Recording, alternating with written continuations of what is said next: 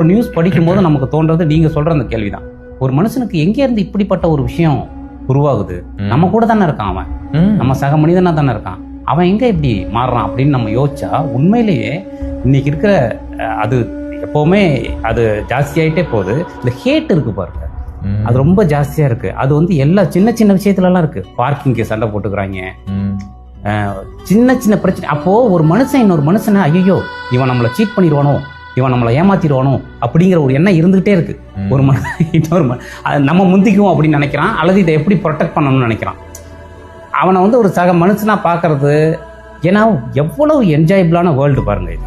நம்ம சந்தோஷப்படுறதுக்கு எவ்வளவு விஷயம் இருக்கு. அதையெல்லாம் விட்டுட்டு இவங்க தொடர்ந்து இந்த வெறுப்புல போய் உட்கார்ந்துக்கிறது இருக்கு பார்த்தீங்களா. அதனாலதான் இந்த வெறுப்புக்கு எதிராக தொடர்ந்து படம் பண்ணணும்னு நான் நினைக்கிறேன். இந்த வெறுப்புக்கு எதிராக பேசணும், படம் பண்ணணும். டேய் சந்தோஷமா இருங்கடா, கொண்டாடுங்கடா லைஃப் அப்படின்னு நம்ம சொல்றது இருக்கு இல்லையா. அதுக்காக தான் இதை பேசிட்டே இருக்கணும்னு நினைக்கிறேன். மயிலாடும் அதை தான் பேசுது.